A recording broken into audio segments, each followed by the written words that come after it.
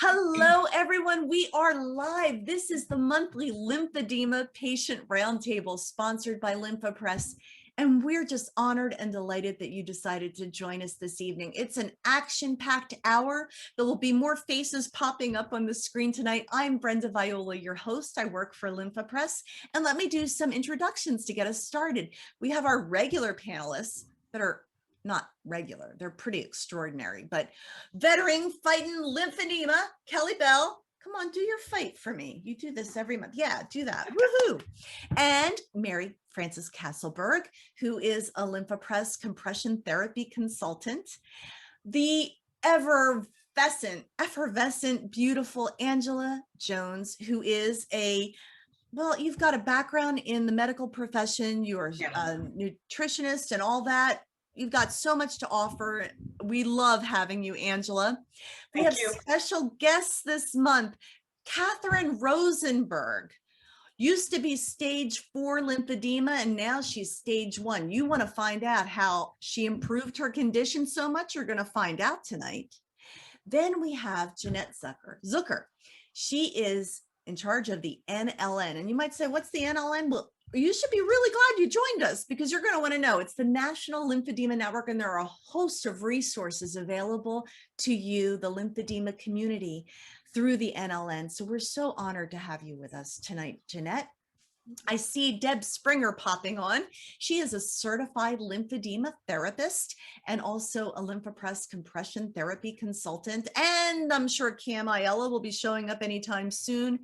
We've got a lot to cover and we've only got an hour to do it. So I'm going to start with you, Jeanette. For those that don't know about the NLN, what do you do for the lymphedema community and how can people find you? Well, thank you for the opportunity to be here. It's an honor. Well, we do lots of things, and I'll start by just stating what our mission is. Our mission is basically to help the lymphedema community by connecting them to interventional resources, by giving guidelines to help people steer in the right direction as it relates to treatment, and really just connecting our community, right? But in terms of our mission, what we really hope to do is to really provide guidance to healthcare professionals and to patients alike via our position papers. And so, we have like a host of position papers. However, they haven't been updated in a while. And I took over the organization in 2019, and I've just been getting my feet wet. And, we put on a couple of great conferences. Last year was virtual. 2019 was in Boston. And so now it's time to do a little bit more of the heavy lifting. And so this year, we're basically dedicated to trying to get all of our position papers updated and also creating some new ones. So for example, treatment and diagnosis was in a single position paper. I think each of those topics are so substantial that they deserve their own position paper. So I'm separating that. And I think, even with pneumatic compression, I think that there's a lot of misconceptions with that. And we'd like to put out our position on that as well. That's wonderful. How can people find you to access all those resources again? Oh, well, so our URL is lymphnet.org, so lympphnet.org. And on our website, you'll also find our library of videos that we are creating this month, and it's all for the patient community. So it's all on various focuses, areas of focus. You say focus, I say focus. I'm wearing teal because I like the color, but also it is Lymphedema Awareness Month, and World Lymphedema Day was just this past Saturday, and teal is the color of this celebration. And NLN, well, there wouldn't be a World Lymphedema Day without NLN. Tell us that. Absolutely. So, in 1988 is when we became incorporated as a nonprofit organization, and it was the first one in the United States dedicated to lymphedema. And so when our founders, Saskia R.J. Teodens, decided to advocate for a day to really harness everyone's efforts and focus everyone's efforts to promote awareness, she decided to do it after the day that we were incorporated, which is March 6th. But as you can see now, it is such a grand day of celebration that a day wasn't enough to contain it, that now it's a month, and who knows, maybe it'll become a year. The more we can spread awareness, raise awareness to this condition, the more help there will be, the more resources, and people's lives will be made better. And that's what it's all about. That's why we're so glad you're here. And by the way, you're also a certified lymphedema therapist, correct? Yeah. Yes, I'm a physical therapist by trade.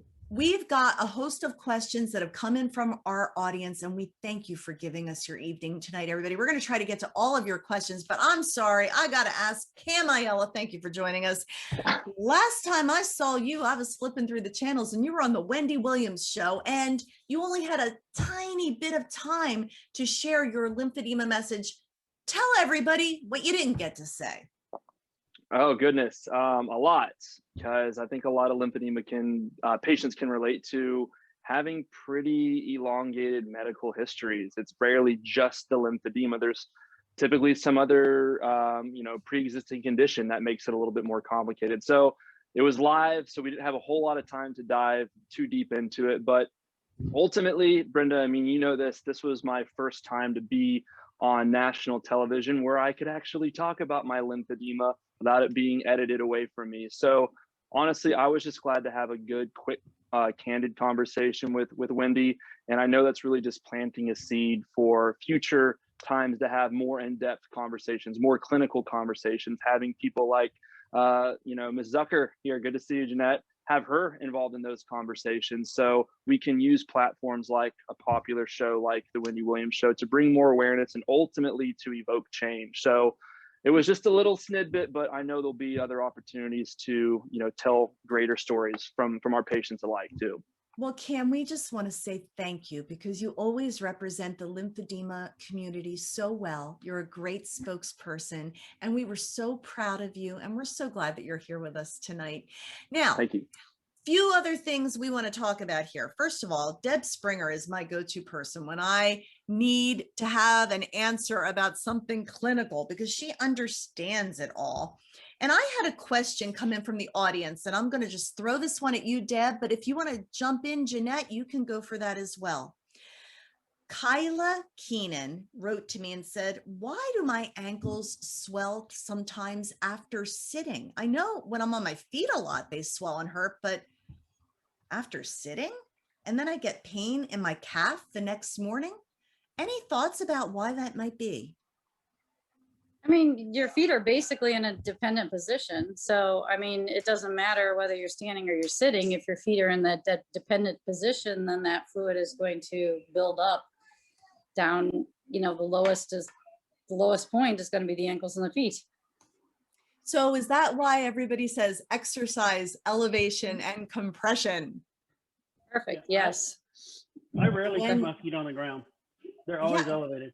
Yeah, go ahead, Kelly, jump in. Did you ever experience that kind of swelling and realized I need to elevate? Oh yeah. Yeah. And even today, if I sit in a regular chair for any length of time, I swell. So anytime I'm out, I don't sit for very long in that my feet are elevated all the time. Yeah, good thing. So we had another question come in. What do you have there, Cam? You're holding up? This was just a quick little plug. So one of our friends from the Lymphedema channel, Dr. Lindy McHutchinson, her and her team developed this small little mini trampoline called a trampoliette. So I keep my feet elevated on my desk and just kind of use this to stimulate the lymphatics by just pop it up and down. So if that's something you may think is appropriate, check with your lymphedema therapist and see if this is a great modality to have while you're working in the office. Trampoliette, so like a miniature trampoline. Yep. Very cool. Thank you for that. All right. So can I actually try to explain that in a different way also? And sure. That question. Sure. Okay, so this is what I had already from our previous webinar. So, okay. So why do your legs swell, right? Okay, so basically throughout every single square inch of our body, we have microcirculation going on, right? And basically we have our arteries. So I'm just gonna put this right here. I don't have red on me, but I'm just gonna write it down. And I know that for you, it might be upside down. So this is our arteries, but this is like the smallest version of our artery. And then over here, let's do this in purple, just so you can see. This is our veins, right? Okay, well, how does the entire body get oxygen and nutrients into our bodies? It's basically through the smallest point of the arteries, which eventually transitions into the veins. So there is a large rush of fluid out into the tissues, and it's delivering everything that your body needs. And we'll say oxygen and nutrients, right? So we'll put oxygen plus. Well, if it was a one-way street and this was happening nonstop, well, we would be an ever-growing water balloon, right? But that doesn't happen. So a lot of it is brought back into the veins, right? Which means that the veins play a very important role in terms of bringing this fluid back up our body. But how does that happen? Well, it happens because it has its own pumps. Oh, I'm sorry, not pumps. It has its own valves to prevent the backflow of the blood.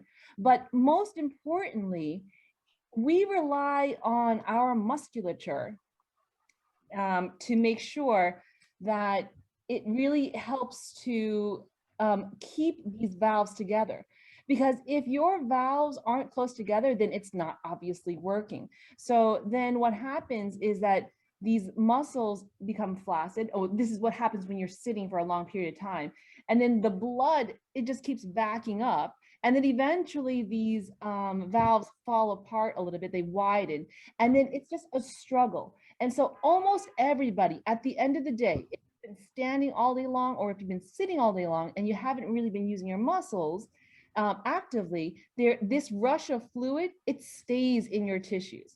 Now, another important component that we have to, of course, acknowledge is that although most of the fluid is brought back by the venous system, there's a percentage that goes back into the lymphatic system. And so that is why when, exercise is such an important part of, managing your swelling. But that's the reason why you basically swell by the end of the day, especially after prolonged sitting, which is why that's also like a concern in other scenarios, like for example, prolonged sitting on a plane, prolonged sitting in a car ride, that's 6 hours long, prolonged sitting in any position, right, or in any scenario, shall I say, is something that's going to cause increased swelling. That was so good. I want to give you jazz hands for that explanation. That was awesome. And I have to say, there are people out there watching tonight. They're like, yeah, well, I can't exercise. I can hardly get up out of my chair. And that's where your pump comes into play, right? Yes, but I would argue that as long as you have control of your muscles, that you can even do isometric exercises where you just tense it. Now, obviously, you have to do it with the guidance of a physical therapist, an exercise physiologist, your doctor. But of course, that is also where the pneumatic compression comes in. Perfect. Now, this is our celebration of Lymphedema Awareness Month, and we have 5 goodie bags that we're going to give away throughout the evening. And so, Mary Kastelberg, I have a task for you. We had 157 people register. I need you to pick a number between 1 and 157, and that will be our first winner. Oh, well, I'm going to be simple, and my favorite number is 4. So let's go ahead and do number 4. Number 4 is Christina Stewart. Christina Stewart, you are going to get a Lymphopress goodie bag. Thank you, Mary. Hey, Mary, what have you learned since the last month, and what would you like to share with the audience this evening? Let's see. I have learned, so I have been doing a lot of research as far as, joining pneumatic compression, so pumps, with a foam garment. And so I actually got a really, really cool chip foam garment. And I learned that can really, really help break down fibrosis if you use it underneath your pump. So whether or not you have a Lymphopress, a FlexiTouch, a Bio, whatever, if you have one of those nighttime foam garments, if you put it underneath, it can really do some great things together. Awesome. I love that combination. You know, I did in the intro mention, Katherine, you went from stage 4 lymphedema and now you are considered stage 1. And I think everybody in the audience is wondering, how the heck did that happen? I'm actually still considered to be stage 4. They'll never ever declassify it down. I'm always going to be at the highest level I was. However, my overall volume comparison is down to about 10% difference. That happened over a course of a long time. I was diagnosed when I was 8 years old as a secondary lymphedema patient due to a very rare form of cancer. And because of that, unfortunately, I did develop lymphedema. It went untreated until I was 22. So I went untreated for 14 years. And that was unfortunately because of the lack of pediatric lymphedema therapists at the time. And so things had continued to get worse. So it'll be 3 years ago, I had a life-changing vascularized lymphatic transplant surgery along with a lymphovenous bypass. It was very intense.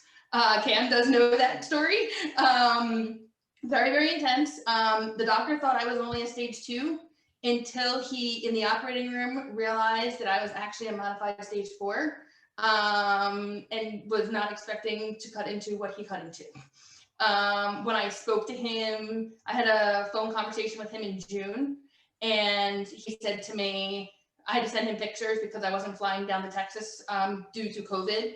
And he said to me that he was expecting my leg to look like this a year to a year and a half from now. I went from 66% difference to about 11. Wow. You must feel that was so due good to about that progress. lymph drainage, compression pumps, which the doctor said to me about a year and a half ago, Katherine, I need you to get lymphopress. Find out how to get it and get it. So we did. And it has been life-changing ever since. Yeah, you've been a wonderful spokesperson for Lymphopress, and it's just authentic. You have had a great experience, and we hope for those of you out there watching, if you've been prescribed a Lymphopress, use it. Use it. Compliance, just like when you join a gym. If you don't show up, the gym won't help you. But if you use your Lymphopress, you're going to see results, just like many of our panelists here tonight. Jeanette, what did you want to say about that?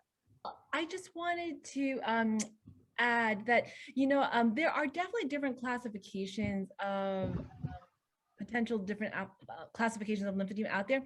But the one that is more widely used and accepted is up to stage 3. But I think that a lot of times people, they refer to the 3rd stage, the 4th stage, because it starts with 0.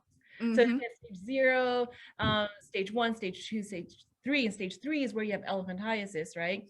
And elephantiasis is not necessarily defined by having like a large, voluminous, like, you know, limb. It's really just more defined by like fibrosis, you know, in that area. So you can have a relatively like thin limb and still have a lot of fibrosis, and that would still be stage 3.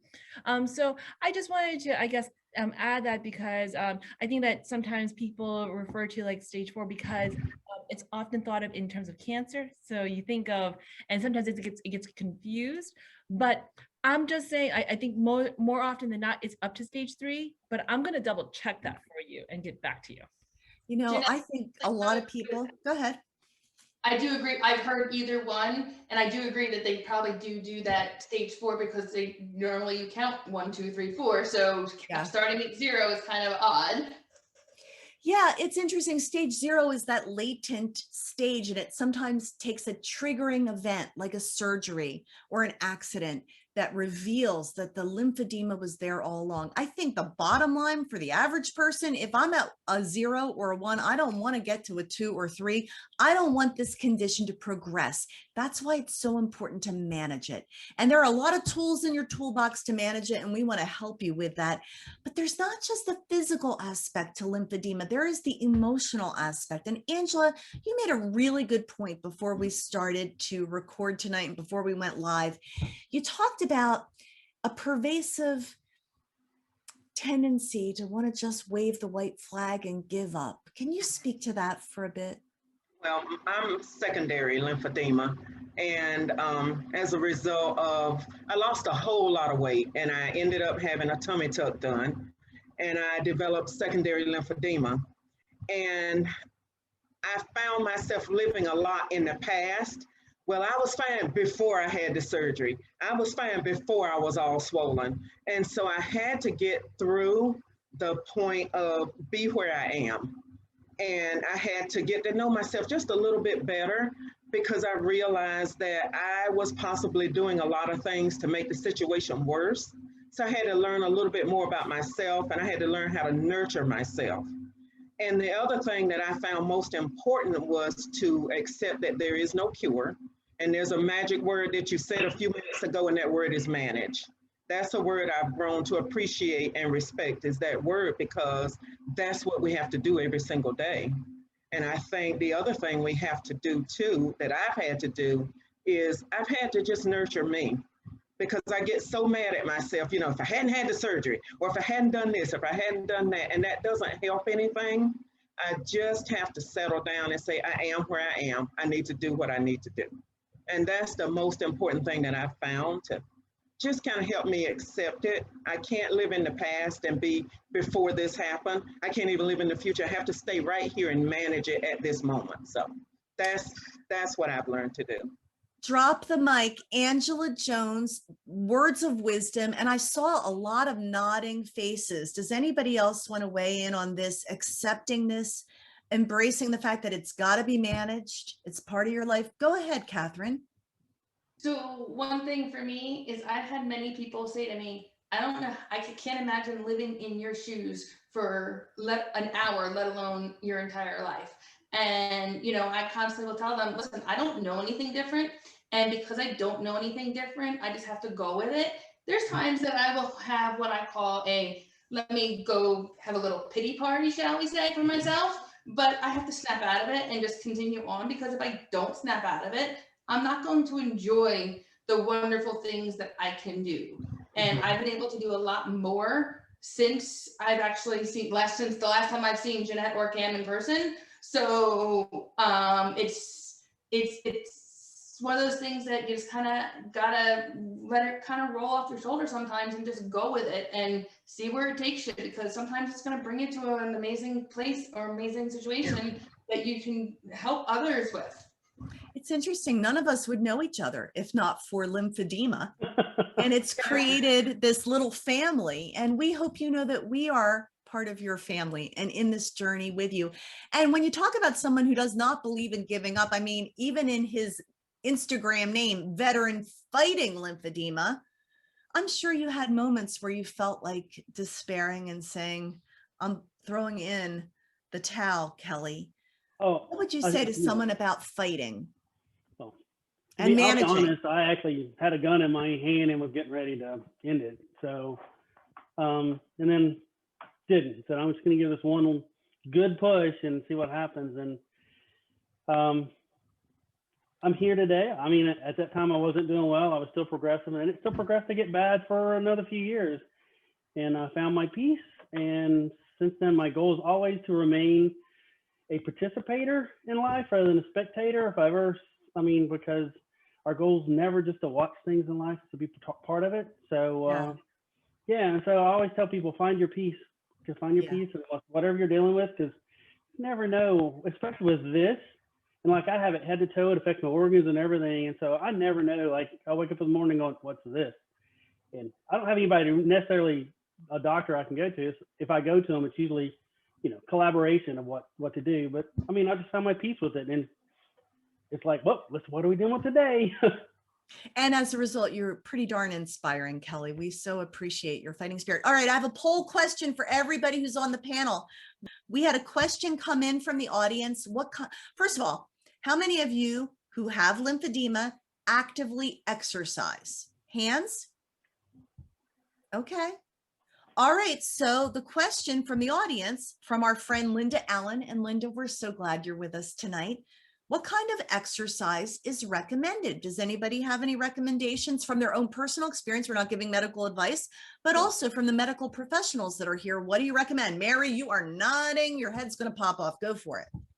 When I was first diagnosed, I was 12 years old. And at that time, the research as far as exercise was almost saying, you know, be careful. So they told me do ankle pumps and toe crunches at 12 years old. I was pretty stubborn and I was not going to have that. And so I kind of found out what works best for me. Right now, I do a ton of strength training. I even do HIIT, high intensity cardio training. And you modify. I actually was speaking with a fellow patient who had lymphedema about how to not let lymphedema rule your life. So you try, you know, sometimes I try things when I'm working out and I'm like, oh, that didn't feel right. Mm-hmm. Don't do it again. As far as what's recommended, yoga is great. Anything in the water is amazing. Water is really great compression. And then my own personal experience, I really have found that weight training does a lot. Like Jeanette was saying, the more muscle contraction you get, the better. So any calf raises that are weighted really, really make a difference. I love it. So what are you doing, Angela? Are you exercising? I do. And what I found that for me is that less is more. I have the combination of lipedema and lymphedema. So it seems that whatever I do that helps one makes the other one angry. I think they're jealous of each other. So I have to find a happy medium every single day. My favorite thing to do is to just simply walk. And I used to go and I'd walk 5 miles before I had surgery. I'd walk 5 miles. And now I'm doing good if I walk 1.5 miles. But I determined that I don't need to go as far. I just need to make whatever I do count. So if I only do 1/4 mile, it really counts. So, and I use resistance bands. I also use a vibration platform from time to time. But walking is the main thing for me. That works for me. And that's doable for so many people. That's excellent. We had another guest join us in the last couple of minutes. Deb Springer, would you please unmute and introduce us to your friend? I'm a fake Deb Springer. She is a fake Deb Springer. This is my good friend, Nasreen. And Nasreen has probably she's just one of the most knowledgeable people that I know regarding lymphedema, and always is thinking out of the box on how to treat her patients, and goes the extra mile for every one of her patients. And she just provides outstanding care and is a wealth of information. So I'm certainly thrilled that she decided to jump on. We're thrilled too. And Nasreen, I've heard about you forever. So it's lovely to have you at the table. Yep. Deb Springer talks about you all the time. Thank you for that nice introduction. That was very well, I have a question that maybe you could help us answer. It came in from one of our viewers, Khalid Tujar. His problem is severe numbness, neuropathy in both feet, toes that bother me a lot when walking. I hope you can give me some advice to deal with this problem. He has lymphedema. He has undergone several types of treatment, radiation, medication, and finally chemotherapy for his cancer, which thankfully is under control, he says, but he's got this neuropathy. Is that common? So it's really common. I actually also work at our cancer center. So I do work with a lot of cancer patients. It's really common, especially depending what chemotherapy agents you've been on to have that neuropathy. And as far as the lymphedema, if you have lymphedema that's not really being treated well, that unfortunately, will compress the nerves even more and cause more neuropathy. There was kind of an interesting study that they were doing right now, and it's not finished, and it's through an endocrinology office. So they actually are using compression pumps, and I don't know if you've heard of this, but they're using compression pumps on diabetics with neuropathy because it's helping with some of them to restore some of their function. So I have had quite a few patients with peripheral induced, neuropathy from chemotherapy that have used the compression pumps and actually had really great results. I don't know if that gentleman happens to have a pump, but I have had patients who say that that really helps. As far as with just daily stuff, desensitization is always good. So sensory stimulation, using different textures, different fabrics, also having a little bit of safety training, balance, that always is really helpful. I know that doesn't necessarily help with the actual pain and burning you have with the neuropathy, but it does reduce risk of fall, which is really important. I really do like just the sensory stimulation though. Very good. I feel like once people start to get used to, the feeling of what their feet feel like now, your brain doesn't respond as negatively to this foreign feeling. Well said. Thank you for that explanation. And I hope that helps. And I hope you do have a pump. And if not, you need to talk to us because we'll hook you up. I said at the very start, we had 5 goodie bags to give away for Lymphedema Awareness Month, and we've only given away 1. The number 4 is gone, but Jeannette Zucker, can you please pick a number? We had 157 people sign up for tonight. Can you pick a number, not number 4, between 1 and 157 and pick our next winner? I'm going to pick 27 because that is my birthday, March 27. 27. And I am scrolling down, and 27 is Sybil Shipman. Nice. Sybil Shipman, we're going to ship you a really fun goodie bag of Lymphopress stuff. And we are so happy to do that. Hey, we had another question come, and this is about exercise as well. Laurie, thank you for joining us tonight. Laurie Hauk. She has had lymphedema since age 7. So some of you here can relate to her. She has been a competitive swimmer and a rower. But she's noticed that as she ages, it has worsened. Do you have suggestions for athletes who are constantly balancing hard workouts with their management tools? Her physical therapist said maybe she should bike 1 hour instead of 3.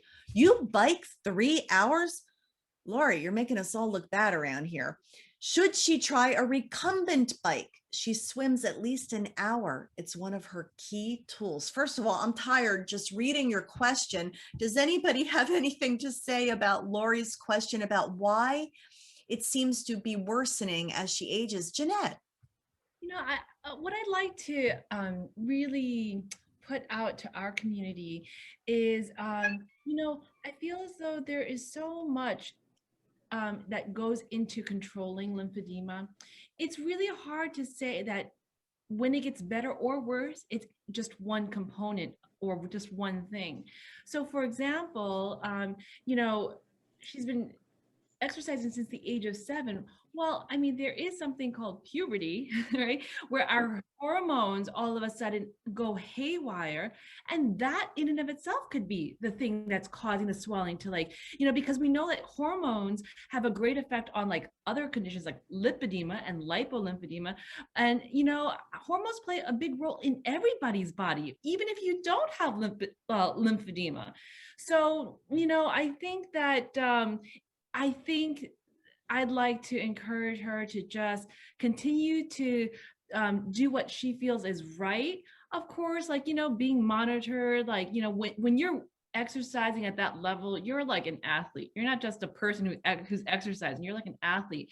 And I think that when you exercise at that level, even the most, the greatest known celebrities, they have coaches, right? They have an exercise physiologist working with them. They have a nutritionist working with them. Everything has to be just in balance for you to perform at that level. And it could just be your nutrition. Maybe you're not taking in enough nutrients to support this high level activity. And so anyway, my point is it's multifactorial.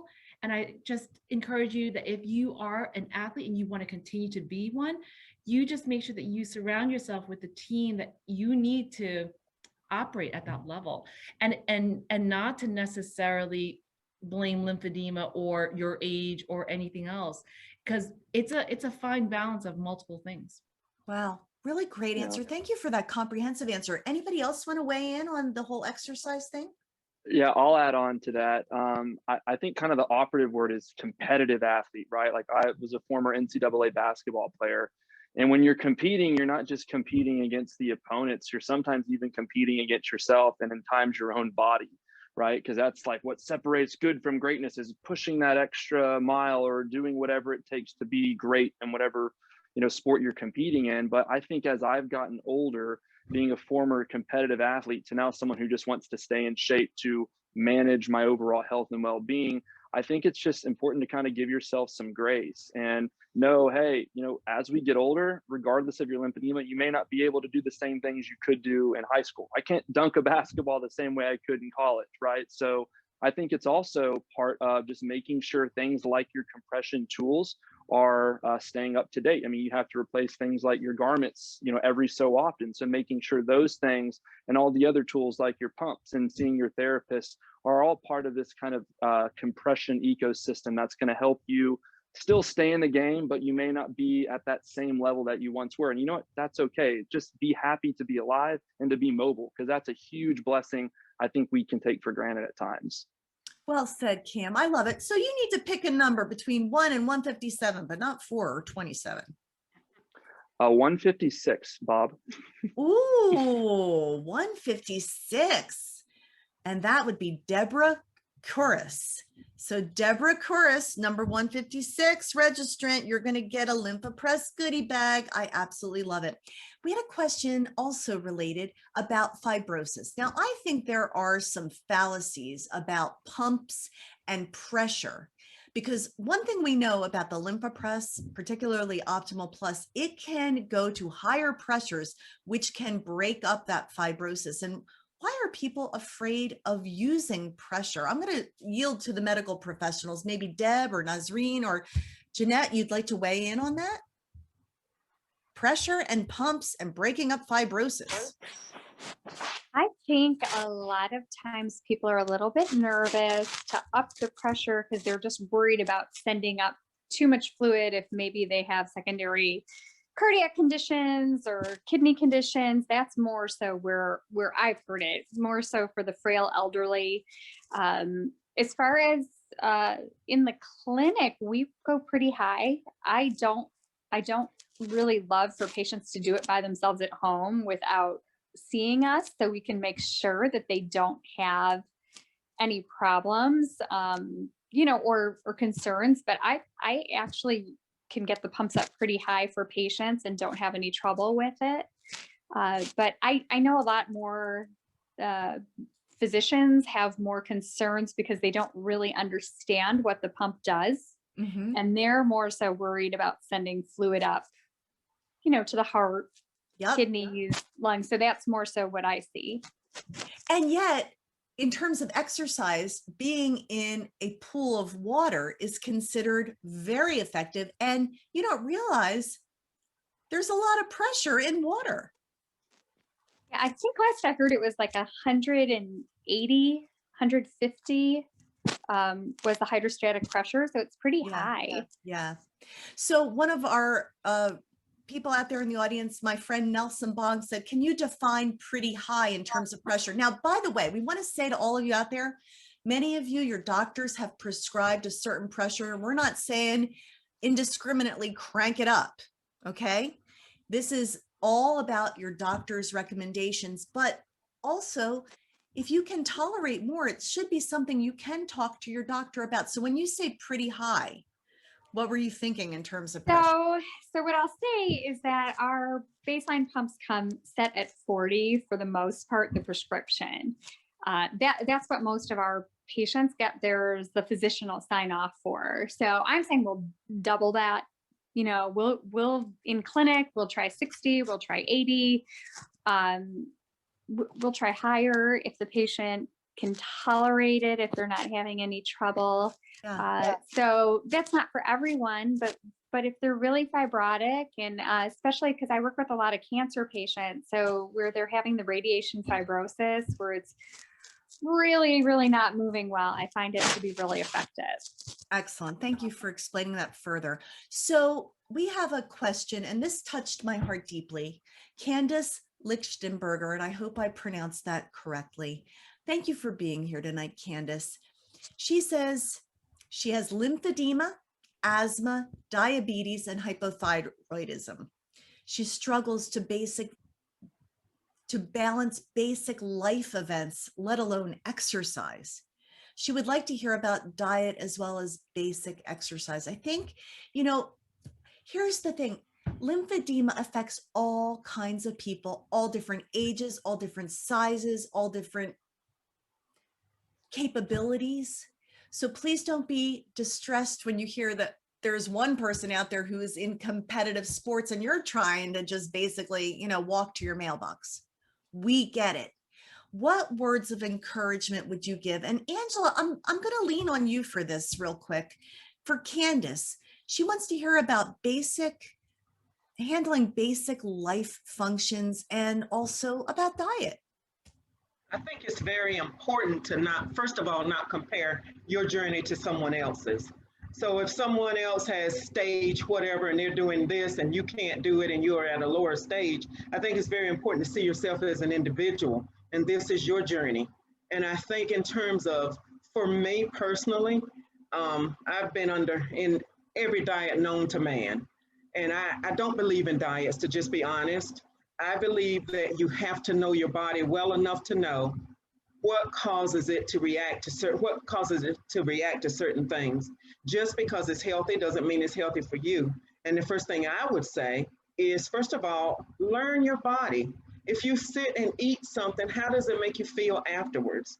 Does it give you energy? Do you notice that you swell? Does it exacerbate anything? What does it do? Because it's very important to I can't necessarily eat what Brenda eats or, what Mary eats. I have to eat what's good for Angela. And I think that's the first stage, is to just take a deep breath and eat carefully and mindfully. There's no diet. I've tried several diets and I found that for me, they just don't work. Even though a lot of people have really good results, I learned that I have to just pay attention to me. And I have to do what works for me. And it's never the same every single day. It changes almost every single day. So I have to be mindful of the fact that, this is my journey. I have to choose what works. And I make the decision as to whether or not I want to do that, or if I want to be in a cookie cutter mode. So that's just my feeling about it. Kelly was giving the thumbs up the whole time you were talking. Kelly, did you want to jump in on that? Absolutely. It's your body. Everybody eats something different. I'm a ketogenic eater. It literally saved my life. My body works that way, but I've seen it work. Doesn't work in somebody else. And so find out what works for your body and try it. But one thing I will tell you is first thing I tell people is to get off processed foods. No one needs any of that. Sugar gone. I've been 4.5 years with nothing processed and not one issue. So that's one thing, because that actually is not good for your body. So that's one thing I would definitely look at, things are not good. And then just go try, like Angela said, what foods work for you, because everybody's different. And let me tell you, lymphedema will make you learn your body if you want to get it under control. That's the truth. Mary, did you want to say something about that? So I wanted to say something about feeling like life can get overwhelming and you can't handle basic life functions because of your lymphedema. After I had an operation when I was 18, I lost my entire range of motion. You're supposed to have 151 degrees and I had 40. And I'm talking, I had to have help showering, putting socks on. And similar to what Angela said, you can't compare yourself to other people. Our journey is our own, and every single patient with lymphedema is different. I have now met several, and I have yet to find one case that is exactly the same as someone else. And so I think it's important to set little goals and have that mind over matter attitude where, you know, you might say, okay, so I really want to get to the point where I can, you know, maybe go up the stairs without feeling like it took, you know, a lot of energy. So maybe I'm going to go up half a flight each day, or and then make it 3/4 of the way up. If you set those little goals for yourself, and trust me, for me, at one point for several months, my goal was to shower by myself. If any of you have ever had to have help showering, it is a glorious feeling when you can shower with totally alone. And so set those little goals for yourself and be inspired by other people's journeys, but don't compare yourself to other people. That's huge for success. I'm so glad you were candid about the fact that you haven't always been the Mary that we're seeing tonight. Yeah. And that's the thing. It's baby steps. It's small steps. Now, Laverne Guess is out there and she asks, what do you do if you can't walk? She has been diagnosed with MS, lymphedema, and other autoimmune problems that have kept her in the hospital and rehab. First of all, Laverne, we are oozing love now. We feel you and we want to encourage you. And so if you can't walk, Nasreen, Deb, Jeanette, what would you recommend for Laverne to give her some encouragement tonight? Go ahead, Jeanette. I'd like to recommend basically what Angela and Mary had said, which is, you know, to take baby steps. And, you know, and I think that, you know, everybody has like something that we need to overcome, right? Everybody has something that we need to like, you know, push through. Like, whether it's exercise or something else.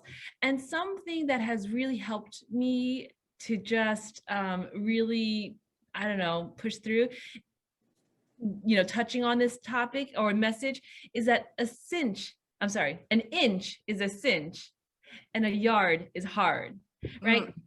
And so it's like, if you wanted to write a book, right? Well, then get started with the title page. That's what I'm going to do today. I'm going to do the title page. And tomorrow I will do the dedication page, whatever it might be. So for you, Laverne is the name, right? Forgive me if I misremembered. Yeah, that's it. Yeah. So like think about what you're capable of doing right now. And just think about, I don't know, stretching another inch, or, you know, doing one more rep. You know, there are stories where, like, for example, people who are like so overweight, and then what they did was they set a goal of just exercising for 1 minute. Now you would think, like, what is that going to do? But it got that person started. It got that person on a path where today it's 1 minute, and maybe every day this week it's 1 minute, but next week it's 1.5 minutes. And whatever it takes to just keep moving forward, right? That was Walt Disney's greatest, like, well, one of his many greatest quotes. Just keep moving forward. Just keep working at it. Just never give up. That's excellent. I love that. Hey, Kelly, can you pick me a number? Our time is running out here, and we've got 3 goodie bags that have gone out, but we have 2 more to give away. Number 4, number 27, and 156 are gone, and you can go up to 157. What's your number, Kelly? 100. 100. And the winner of the goodie bag is, I think we should do this every month, actually. I kind of like this. Sherry Ireland. Sherry Ireland, we are going to be sending you a goodie bag with a LymphaPress t-shirt and our annual calendar and some pens and an Amazon gift card. It's going to be so much fun, and we are so glad that you registered. See, everybody who registered is, you got to play to win, as they say, right? Now, Cam, you had said that you wanted to talk for a moment about how do you cope with or manage the worst thing that happens with your lymphedema. So you got the floor, my brother. I don't think I'd be put on the spot for this, but I think oftentimes when we're thinking about our lymphedema, we don't think about all the positive things. Oh, hey, it got me in this community. I can meet all these great people and do all these fun things, blah, blah, blah. I think for most people, or at least at some point in the lymphedema journey, whether it's immediately right after you were diagnosed, or maybe you've had a bout of cellulitis, or you've had some other complications where it just feels like this lymphedema journey is never going to end, or it's never going to see the bright side of the storm. So for me personally, one of the things that I struggle with my lymphedema is just the fear of the unknown, right? Like, I don't know what's going to be the next episode of infection, for example. Even if I'm doing all the right things, I'm seeing my lymphedema therapist, I'm wearing my compression, I'm exercising, I'm dieting, because for me in my journey, I've had bouts of infections when I'm the poster child for compliance and doing all the right things. So I think for me, having that fear of the unknown is knowing the things that I can control, right? Like knowing all of the daily activities that I could and should be doing, like my compression modalities. And then ultimately that positive headspace, because I think if we can keep that under control, if something else happens, then we're built to handle it. So that's my words of encouragement. That is a great word of encouragement. Go ahead. Who wants to jump in? One thing that I loved that Katherine said at the beginning was that sometimes she throws herself pity parties. And I know all of us, you know, we might seem like we're far into the acceptance and we've got it all down, but there's still plenty of times where we get hit with insecurity, or we get hit with, oh, you know, why us? Why do we have to deal with this? It's every day. And so, you know, like Cam said, it's important to be positive, but it's okay if you have those moments where you're like, you know, I wish I didn't have to deal with this today. To let yourself feel all of the emotions is important. And one thing that I have found that has been huge is just having the community. The fact that all of you are here is a great start. Build yourself a community of people who get it. You know, some of the worst things that you can do for your morale when you're in that pity party stage is talk to someone who doesn't have it and is super positive and is just like, oh, you'll be fine. Sometimes it's nice to have people who are like, yeah, we've been there, and you know, you'll get to the other side, but it's okay that you're not feeling great right now. I love that. That was good, Katherine. Go ahead, jump on in. So one thing also to keep in mind is even if you do know somebody who is, you know, obviously we said that lymphedema is different for each person, and you know, who you think may not be going through or has never been through what you may or may not be going through. So as we said earlier, I've gotten myself down to a 10% difference between my two legs. However, in that journey, I had over 52 battles of cellulitis. So, you know, it's one of those things, unfortunately, I had to go through that to get to that point where I'm at now. And me having that cellulitis brought me to actually catching up with Jeanette and Ayala a couple of years ago, and being able to learn more and more about what I can do differently to help prevent it. However, the one thing to keep in mind is sometimes your body just can't prevent it. You may not know that you have this teeny tiny little break in that skin from it being dry. And that right there can cause, you know, something to happen, and spontaneous. It doesn't happen very slowly. It's typically spontaneously. And then it's like, oh my God, what did I do? What's happening? Because I'm doing what I'm supposed to be doing, but that one little teeny tiny little nick could cause such craziness, unfortunately. And you just really, as Cam said, you have to look through to the end and see, I can do this. It may take me a little while, but I really can do it, and I'm going to do it. You've got to have that personality of that I'm actually going to do it, because if you're not, don't have that set on the end, you're not going to get there in a way that you want to get there. I can, and I'm gonna. We should all get t-shirts that say that. I think that would be a good thing. We have a question that came in from Teresa Fitzgerald. Teresa, thanks for being here tonight.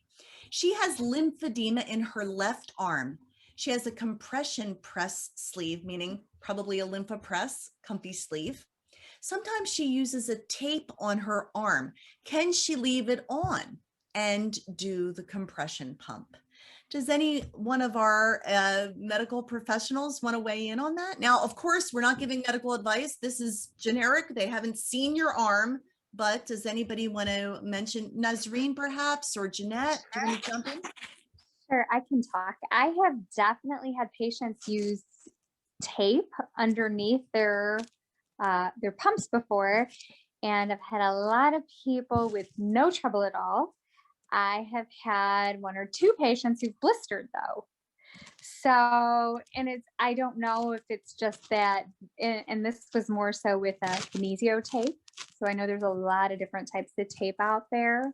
So I don't know if it's just there's a spot there that the fluid could come out. I don't know if the tape was irritating underneath already. I'm not certain, but I've had 2 patients blister and I've had no other problems with other patients.